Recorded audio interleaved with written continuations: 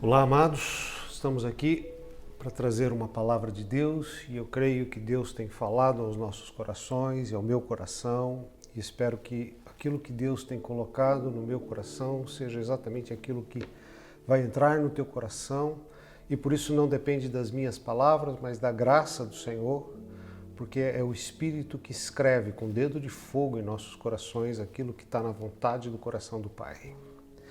Eu gostaria de contextualizar a situação que estamos vivendo, que é uma situação bastante peculiar, porque eu creio que nós estamos vivendo uma verdadeira transformação em todas as áreas, transformações da nossa mente, transformações de todo comportamento social e de toda a sociedade. Quando a gente vai lá em Gênesis, a gente vê que Deus criou o homem. E quando ele criou o homem, ele soprou nele o fôlego de vida. Ou seja, o primeiro respirar do homem, o primeiro receber a vida, a primeira coisa que Adão viu quando abriu os olhos foi o sopro do amor de Deus, o fôlego de vida. Essa intimidade de Deus com o homem e da criação do homem e a imagem e semelhança com Deus, é porque Deus é um Deus relacional. Deus é um Deus de comunhão. Deus é um Deus onde a gente se interage com Ele e Ele criou o homem para ter comunhão com o homem.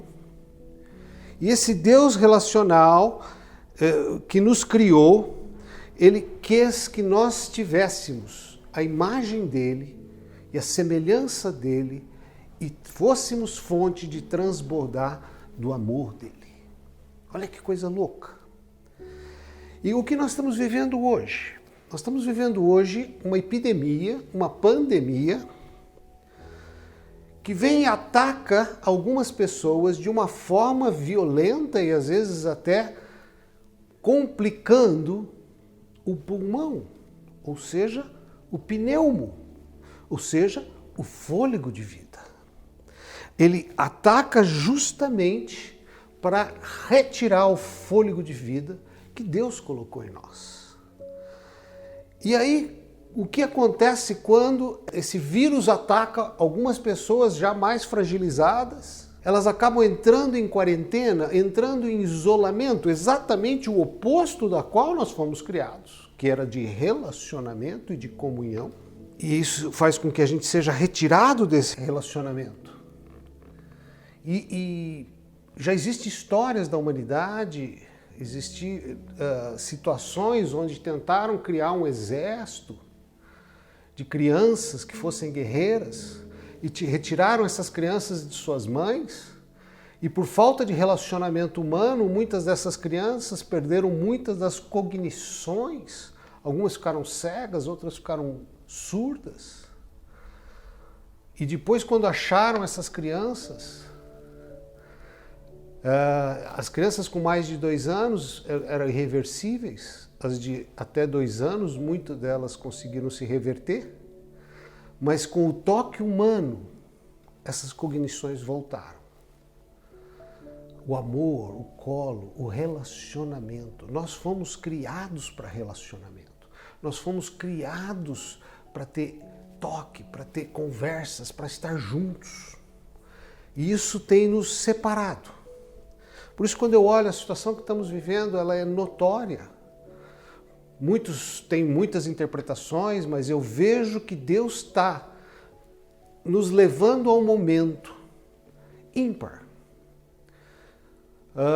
O diabo, logicamente, sabe que nós estamos para manifestar o reino dos céus na terra e vai haver um momento onde vai se gerar um avivamento e o poder de Deus vai derramado.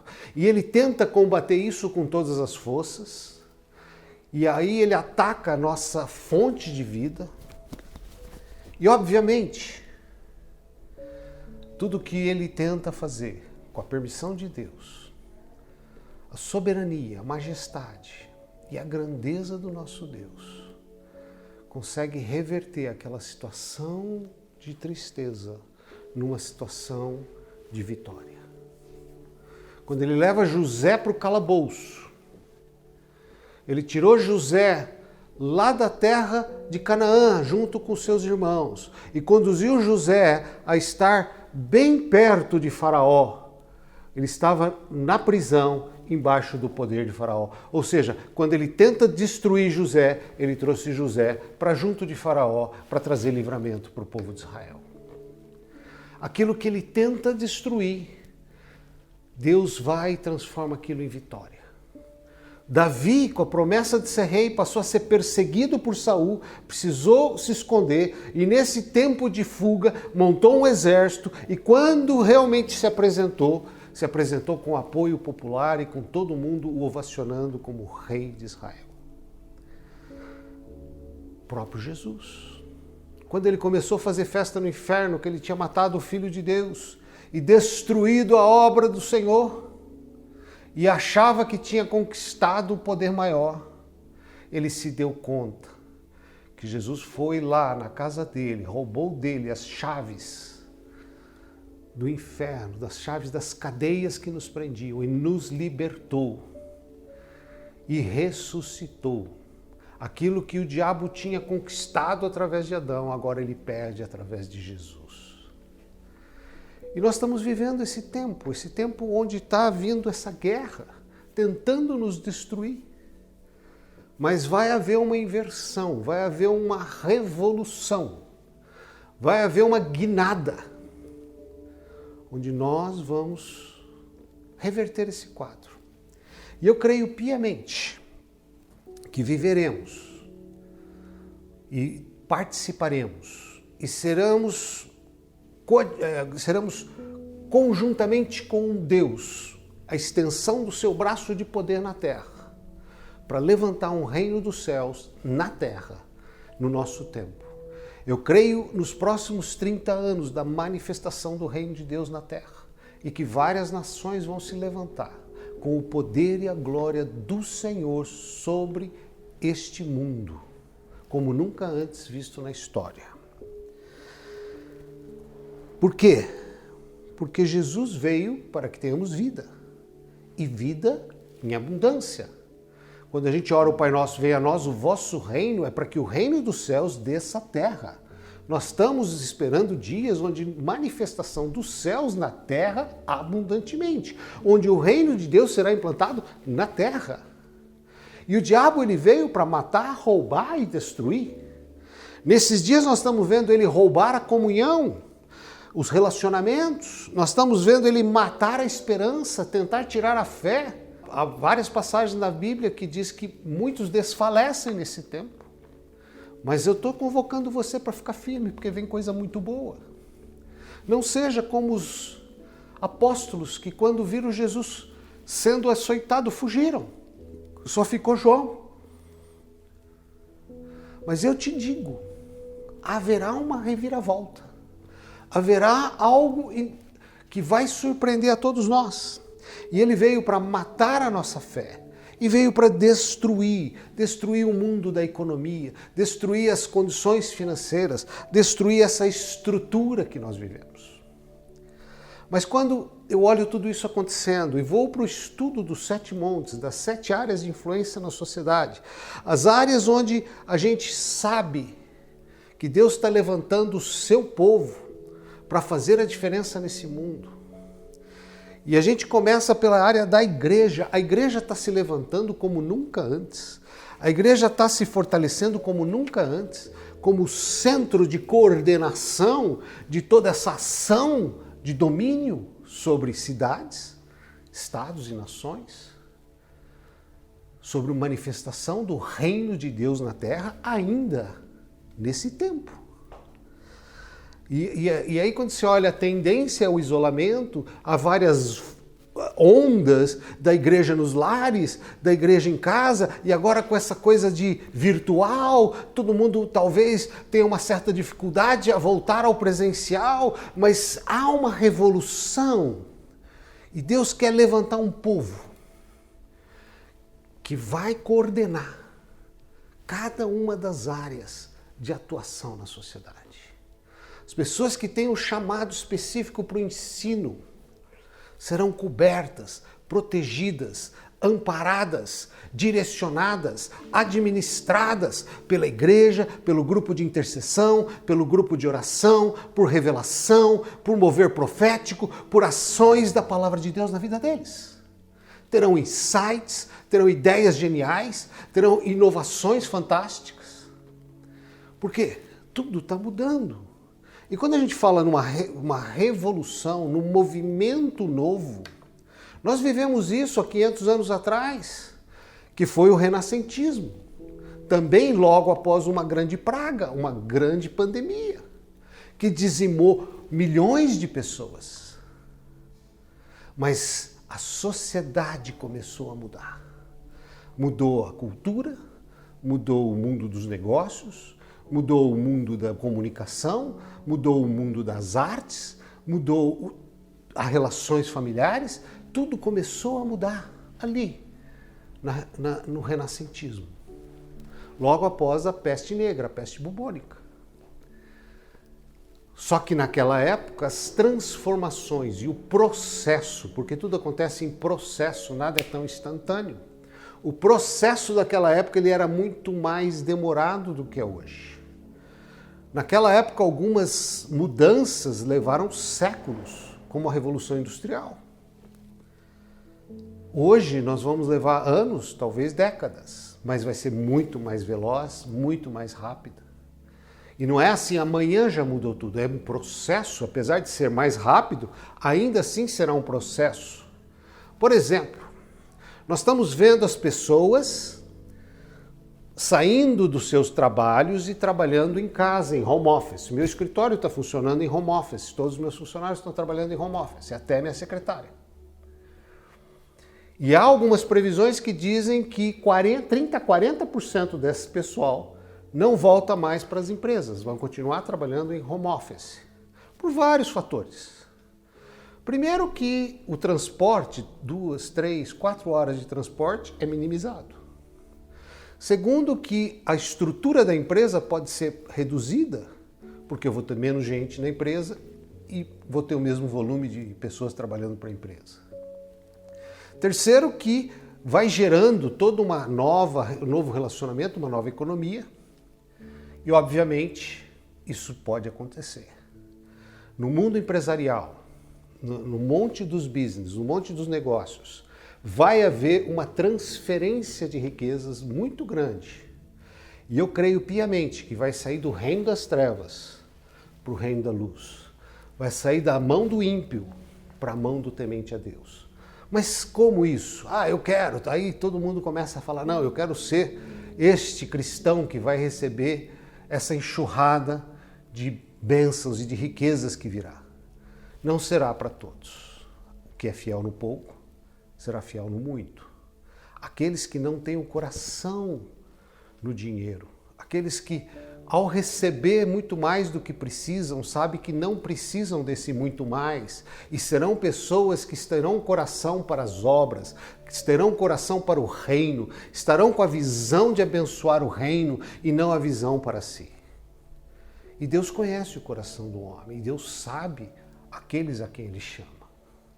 Então, se você quer participar desse mover, trata teu coração, trata teu interior, trata. Sabe, a gente quando olha padrão de riqueza, um dos caras mais ricos da Bíblia, e eu vou chocar você, foi o próprio Jesus. Pô, mas Jesus era pobre, ele disse que não tinha onde inclinar a cabeça. Quando ele usa esse termo, ele está falando de que ele não tinha sossego, ele não tinha descanso, as pessoas não davam uma folga para ele. Ele não estava falando de dinheiro, de posses, de condições de hospedaria, de qualidade de cama. Até porque, se você olhar a história de Jesus, você vai ver que Jesus era riquíssimo. As roupas de Jesus, que era uma túnica única, talvez fosse a grife mais cara, porque as pessoas que não tinham condições de ter uma túnica única, porque ela é muito cara, normalmente elas tinham uma túnica de 2 ou 3 pedaços. E os mais pobres acabavam usando trapos. Jesus tinha uma túnica única. Ele usava uma roupa de grife. Agora, olha a vida de Jesus. Em nenhum momento na vida de Jesus você vê ele tendo dificuldades financeiras, ele passando dificuldades financeiras. Quando pediram para ele pagar os impostos, ele não só pagou os dele, como pagou os de Pedro. Ele supriu o que precisava ser dele e de mais os discípulos dele. Você imaginar que ele chamou 12 pessoas para segui-lo. E quando você tem discípulos que largam tudo para te seguir, você tem que sustentar esses discípulos. Você tem que dar para eles habitação, você tem que dar para eles café da manhã, você tem que dar para eles o almoço, você tem que dar para eles a janta. Você imagina, Jesus tinha 12 caras para sustentar todos os dias. E não há nenhum momento nos relatos que eles passaram fome, que eles tiveram dificuldades. Mas aí chegou um cara rico. Uau, chegou um cara rico, esse cara vai dar um dízimo legal, vai ajudar a gente. O que Jesus fala para o cara rico?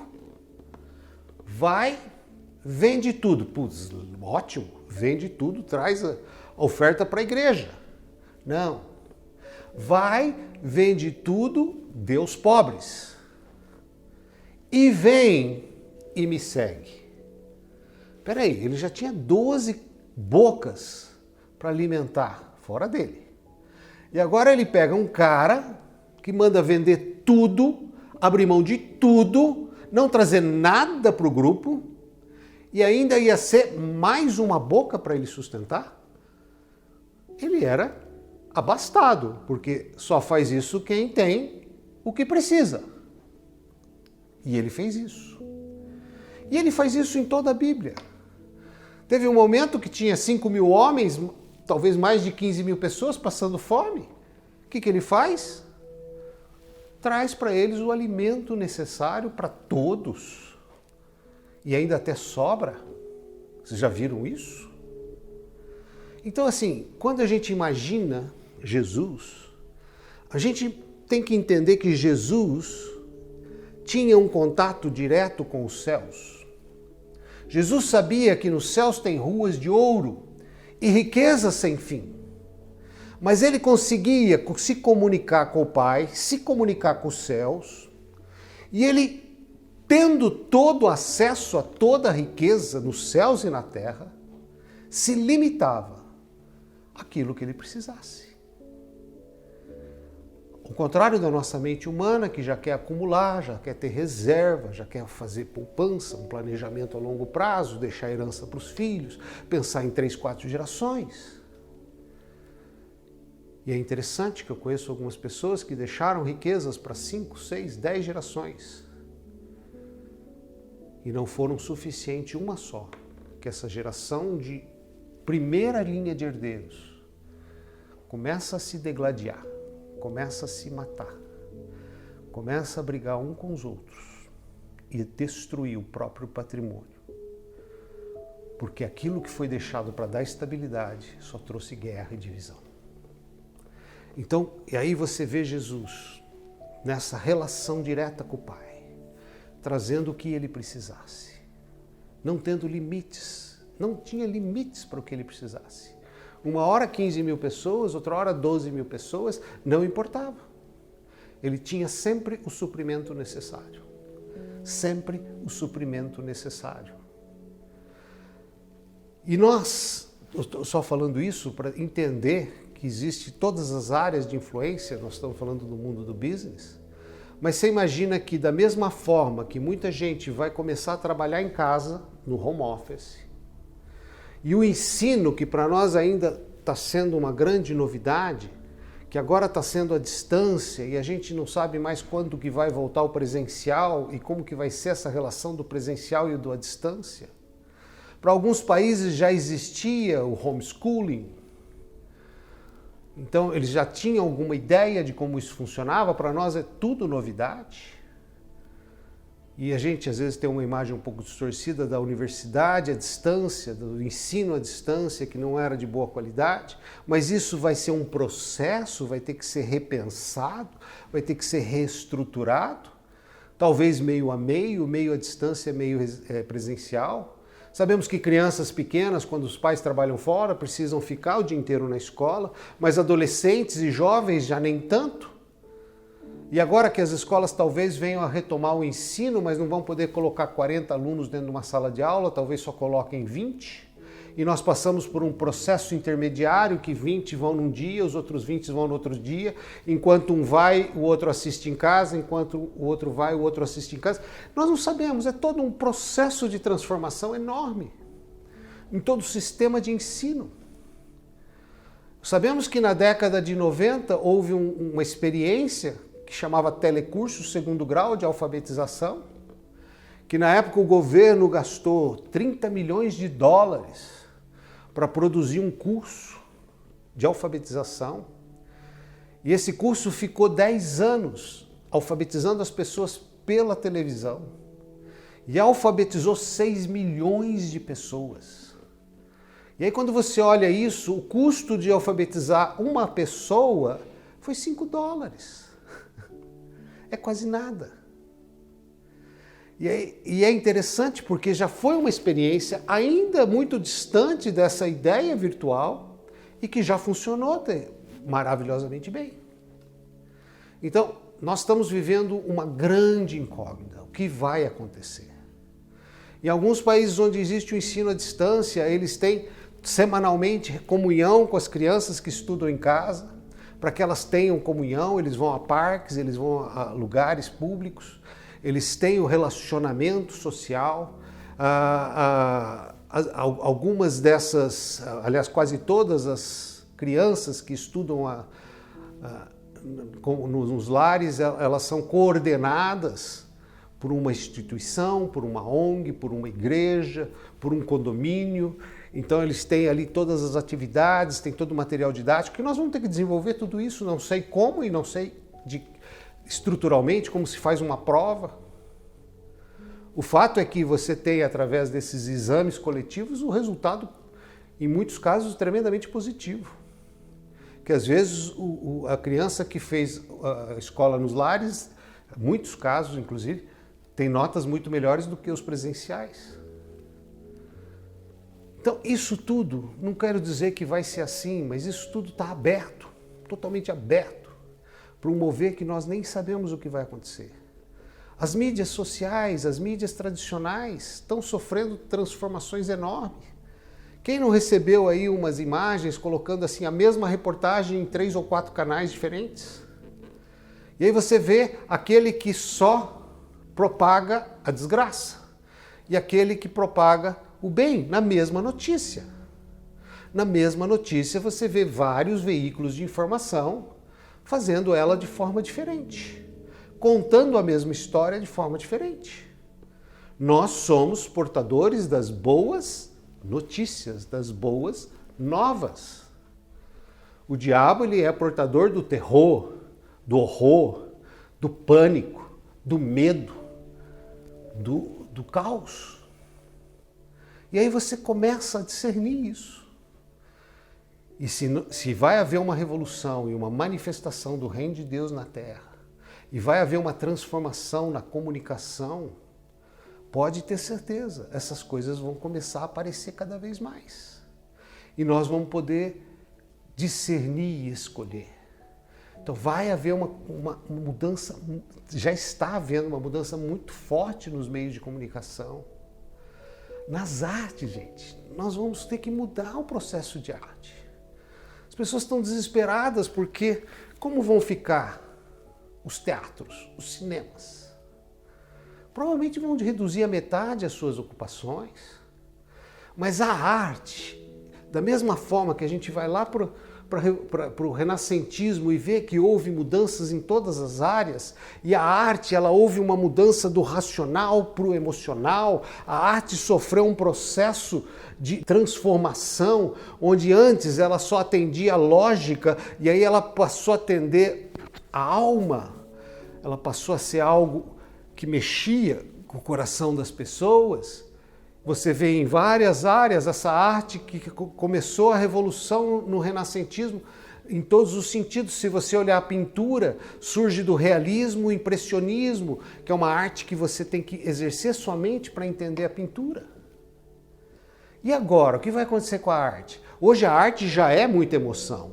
Hoje as músicas, o cinema, ele já mexe com o seu emocional, ele já cria alegrias e tristezas, ele já cria pensamentos e imaginações, mas eu acho que a arte vai atingir um patamar ainda mais interior.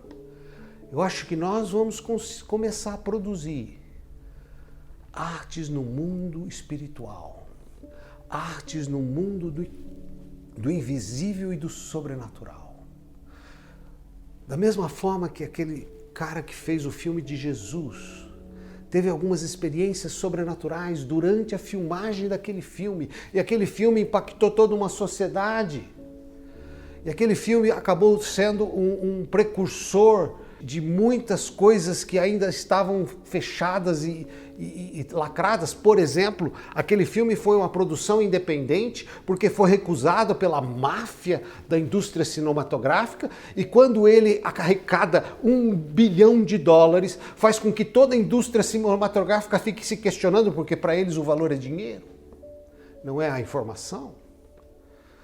E isso quebrou a máfia de Hollywood. Hoje, na época, se tinha 6 empresas e eram coordenadas fechadamente por esses 6 empresários. Hoje tem mais de 20, porque ali quebrou todo um processo. E dessas 20, tem 3 ou 4 evangélicas. Você nunca viu tanto filme evangélico nas redes, nos cinemas, nos shoppings, na HBO, em qualquer outro lugar. Porque abriu uma porta. E o que vai abrir agora? O que virá agora? Esse é o grande desafio para todos nós. Em vez de ficarmos amuados, recuados, tristes, não, vamos participar dessa transformação. Nós fomos chamados para trazer o reino dos céus na terra. Nós fomos chamados para fazer a diferença. E aí entra essa questão da comunhão, aí entra essa questão do relacionamento, aí entra nessa questão da confiança. Eu vou citar alguns versículos para vocês que é muito importante. Por que nós temos que estar juntos e não separados? Olha só, lá em Levíticos 23, de 8 e 9, diz assim: 5 de vós perseguirão a 100 deles, 100 pessoas. E 100 de vós perseguirão a 10.000. E os vossos inimigos cairão a espada diante de vós. E para vós olharei e vos farei frutificar e vos multiplicarei e confirmarei a minha aliança. Deus está dizendo o seguinte: 5 pessoas eu tenho uma força para derrotar 100, ou seja, 20 vezes mais, 1 para cada 20. Mas se eu, em vez de 5 pessoas unidas, eu tiver 100 pessoas unidas, eu vou derrotar 10.000, ou seja, 1 para cada 100. Só 5, eu derroto 20. Se eu tiver 100, eu derroto 10.000. A força de 1 em 5 é 5 vezes menor do que a força de 1 em 100. Ou seja, a unidade nos dá muito mais poder do que a solidão. Lá em Deuteronômios fala algo parecido. Como poderia, Deuteronômios 32, 30. Como poderia ser que um só perseguisse 1.000 e 2 fizessem fugir 10.000? Ou seja, 1 para 1.000, 2, 10.000. Ou seja, se eu tiver unido com mais 1, eu não derroto 1.000, eu derroto 5.000. De novo, a mesma proporção do versículo de Levíticos. Na unidade eu tenho 5 vezes mais força do que na solidão. Olha que maluquice. E aí você vê vários. É melhor serem 2 do que 1, porque tem melhor paga no seu trabalho. Se um cair, o outro levanta. A unidade, de novo, Deus falando de estar junto, estar junto, estar junto. Se alguém prevalecer contra um, os 2 lhe resistirão, ou seja, nunca seremos derrotados. E aí também ele fala lá, isso que eu li agora, melhor serem 2 do que 1, está aí Eclesiastes 4, de 9 a 12, depois você lê. E lá em Mateus 18, 19 e 20, ele fala assim: também vos digo, se 2 de vós concordarem na terra acerca de qualquer coisa que pedirem, isso lhe será feito por meu Pai. Então, nós temos aí uma força dada pelo coletivo, pela unidade, pela comunhão. Não vamos deixar esse tempo que nos afasta criar em nós teias ou pensamentos de que isso é melhor do que estar junto. Não é. Biblicamente falando, a nossa força vem da unidade. E lembra que eu comentei que o diabo veio para matar, roubar e destruir.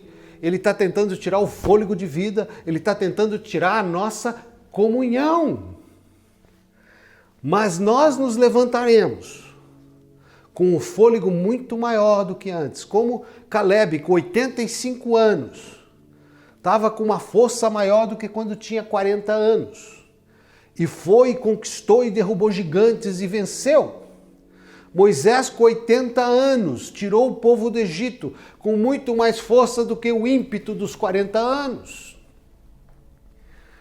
Nós estamos passando por um tempo que o diabo quer nos roubar o fôlego de vida, quer dar em nós ansiedade, quer dar em nós depressão, quer tirar de nós a alegria, quer tirar de nós a paz, quer roubar a presença de Deus em nós e o poder de Deus em nós. Mas nós nos levantaremos ainda mais fortes, ainda mais poderosos, ainda mais ungidos para destruir as obras das trevas, destruir as obras de Satanás e conquistar o reino de Deus aqui na terra, ainda nesse tempo, ainda neste século.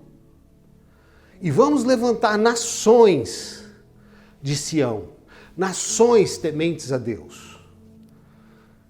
O mundo vai polarizar, gente, não tem jeito. Se olhar as mídias sociais, ela é filmada, ela é gravada, ela é escrita. Então, não tem mais como dizer eu não disse isso, ou eu não lembro. É tudo registrado. E o posicionamento de cada um cada vez fica mais evidente. Não dá mais para ser mais ou menos. O morno está para ser vomitado. É sim, sim, não, não. Nós vemos isso claramente na sociedade. A sociedade está se polarizando. E não tem como eu ficar tentando esconder algo que hoje é muito evidente. Vocês acompanham o noticiário, quem gosta de esporte sabe que antigamente um repórter esportivo, ele sempre era neutro. Ele nunca falava que ele torcia para esse ou para aquele time, porque como repórter poderia simbolizar que a notícia dele era tendenciosa. Então ele sempre se fazia de neutro. Hoje, quase que todo mundo que acompanha noticiário esportivo sabe a preferência de um ou de outro repórter. Ele não tem mais como esconder o time da preferência dele. Isso está em todas as áreas. Nós começamos a ser muito mais transparentes. Nós estamos sendo despidos.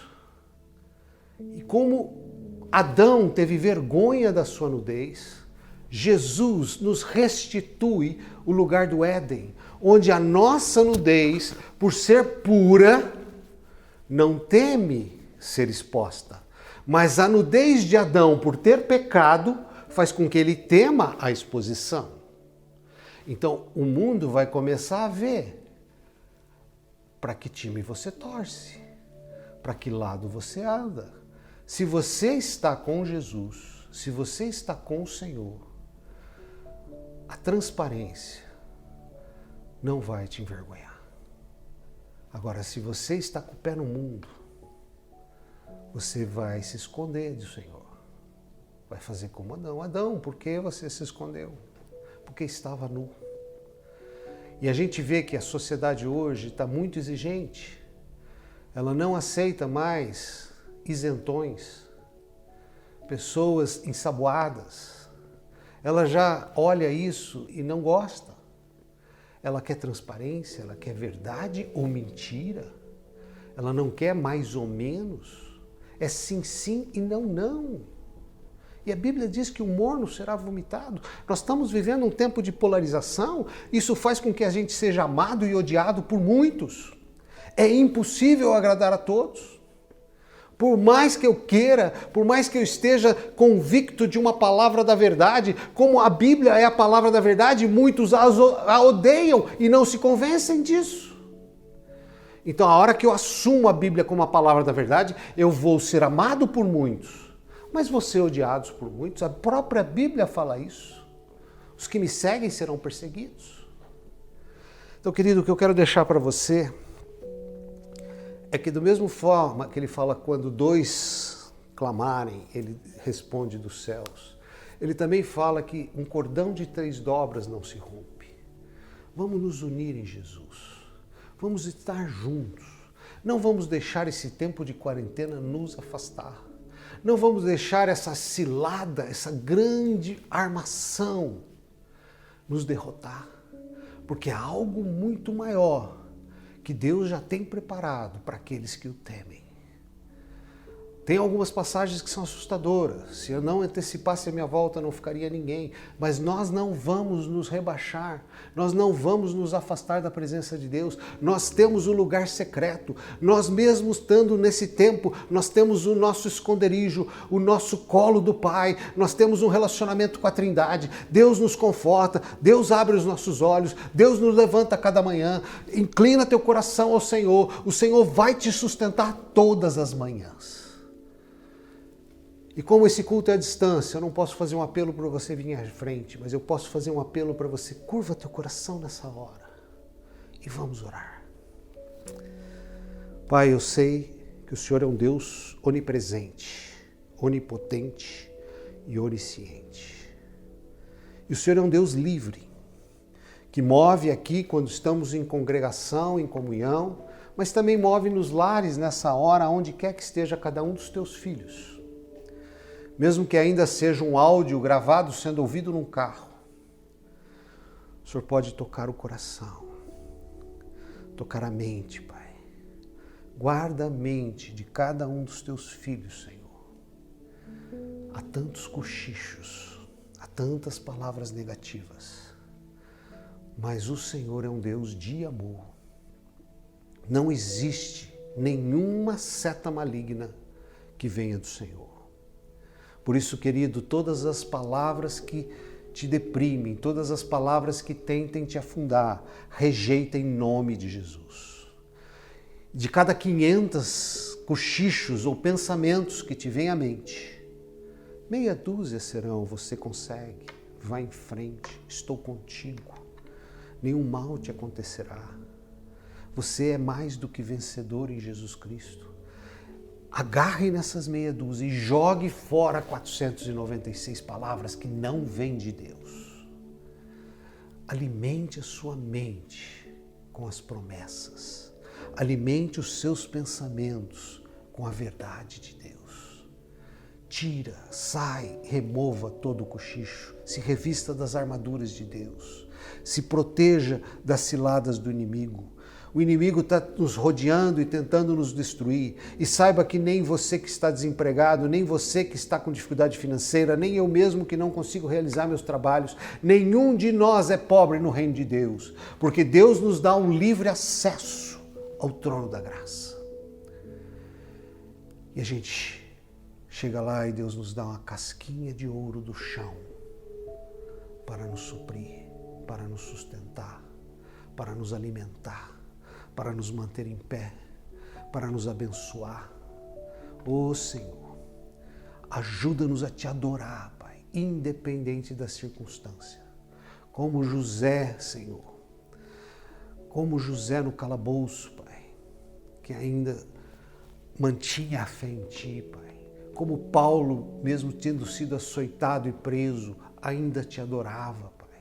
Porque não eram as circunstâncias que moviam o seu entendimento, a sua comunhão com Deus. Mas ele conhecia o terceiro céu, ele conhecia o Pai, ele sabia que Deus tem para cada um de nós o que nós necessitamos.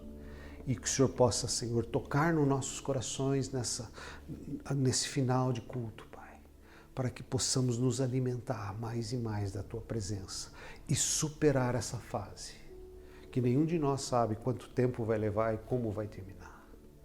Mas ela não termina em desgraça, ela termina em bênção, ela termina com a ressurreição, ela termina com o reinado de Davi, ela termina com a primeiro-ministro do Egito, como foi com José. Pai, sabemos que o Senhor usa as circunstâncias que o inimigo tenta destruir teu povo para levantá-lo mais forte e dominar aquilo que foi tentado retirar deles. Em nome de Jesus é que eu oro. Amém.